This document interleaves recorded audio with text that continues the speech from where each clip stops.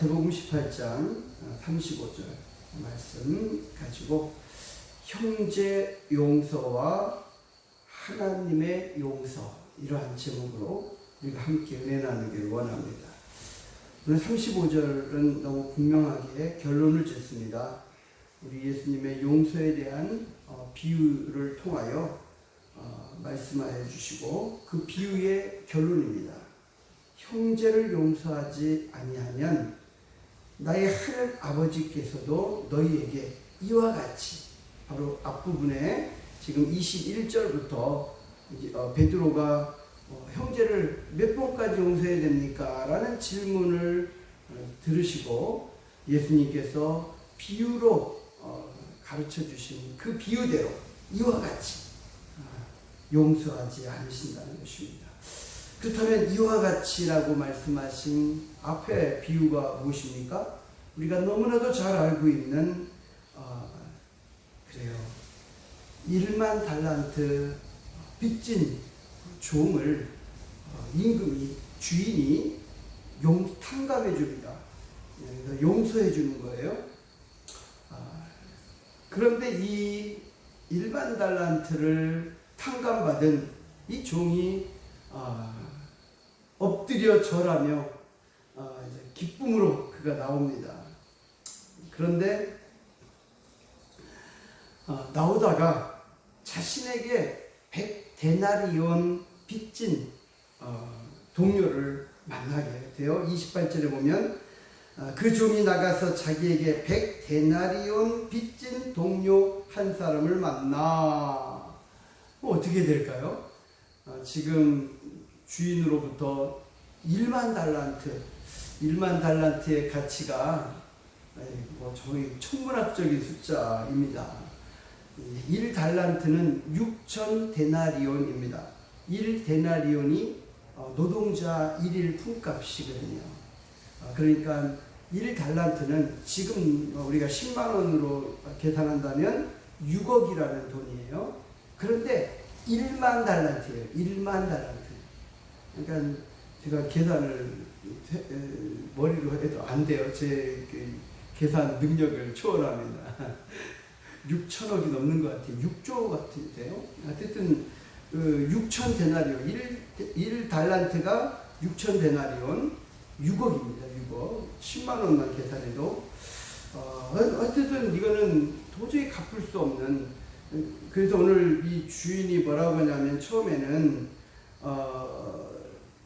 25절에 갚을 것이 없는지라 이렇게 이야기하면서 주인이 명하여 그 몸과 아내와 자식들과 모든 소유를 다 팔아 갚게 하라. 처음에 이렇게 말합니다. 그러니까 몸과 아내와 자식들 모든 소유를 다 팔면 얼마나 될까요? 대부분 그 당시 종의 그 가치가 500데나리온에서 많게는 2000데나리온까지라고 합니다.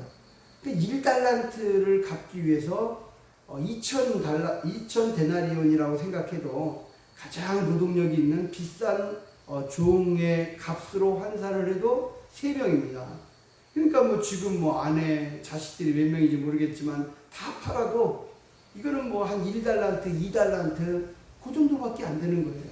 근데 지금 1만 달란트를 빚진 겁니다. 이건 천문학적인 가치고, 이거는 도저히 용서받지 못하는 그러한 갚을 수 없는 엄청난 빚인 거예요. 근데 그 빚을 탕감받았다는 것입니다. 이것은 오늘 우리의 무엇을 의미하는 걸까요? 바로 우리 죄악을 의미하는 거거든요. 우리의 죄는 어떠한 방법으로도 우리의 능력으로는 갚을 수 없는, 이것은 엄청난 죄악의 빚입니다. 이 인생 속에서는 우리의 죄악을 용서받을 수 있는 길이 없습니다.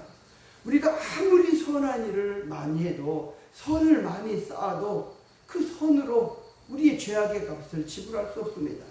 설령 우리가 목숨을 내어놓는다 해도 결국 우리의 죄악의 값을 다 지불할 수 없는 엄청난 죄악의 빚이 우리에게 있다는 것입니다. 우리는 이 세상에 있는 모든 사람들은 나면서부터 1만 달란트의 빚을 진 종이라는 사실입니다. 그런데 아무 조건 없이 26절에 그 종이 엎드려 절하며 이르되 내게 참으소서 다 갚으리이다 하늘. 사실 이걸 다 갚을 수 없는 거거든요. 입에 발린 이야기거든요. 어떻게 1만 달란트를 다 갚습니까? 재산과 가족들을 다 팔아도 한 1달란트, 2달란트밖에 안 되는 건데 1만 달란트를 어떻게 갚습니까? 입에 발린 말입니다. 이거는 갚을 수 없는 거예요. 그런데도 주인이 27절에 그 종의 주인이 불쌍히 여겨 놓아줍니다. 그 빚을 탕감하여 주었습니다. 탕감해 주었습니다. 없는 걸 해준 거예요. 테텔레스타이 다 갚았다. 용서해 준 겁니다. 그렇다면 이 용서를 진정으로 받은 이 용서의 가치를 아는 사람이라면 어떻게 해야 되겠습니까? 동료의 100데나리온, 물론 100데나리온도 3, 4개월 노동자의 임금이니까 꽤 되고 많은 돈이죠. 하지만 1만 달란트와 비교하면 비교할 수 없는 너무나도 작은 빚입니다. 그런데 이 종이 나가서 그 100데나리온 빚진 동료의 목을 조이면서 결국 갚을 때까지 그가 애걸하는데도 불구하고 29절에 보면 그 동료가 엎드려 간구하여 이르되 나에게 참아주소서 갚으리이다 하되, 이거는 입에 발린 말이 아니거든요. 참아달라는 거예요. 갚겠다는 거예요. 그런데도 허락하지 아니하고 이에 가서 그가 빚을 갚도록 옥에 가두거늘 이렇게 얘기합니다. 결국 그 다른 동료들이 그들을 보고 주인에게 이야기합니다. 그러자 32절 주인이 그를 불러다가 뭐라고 말합니까? 악한 종아, 책망합니다. 내가 빌기에 내가 네 빚을 전부 탕감하여 주었거늘 내가 너를 불쌍히 여김과 같이 너도 네 동료를 불쌍히 여김이 마땅하지 아니하냐 하고 34절에 주인이 노하여 그 빚을 다 갚도록 그를 옥졸들에게 넘기니라 이렇게 말씀합니다. 이와 같이 형제를 용서하지 아니하면 오늘 우리들도 그 1만 달란트 탕감받은 저와 여러분들도 하나님이 옥졸들에게 넘겨주신다는 것입니다.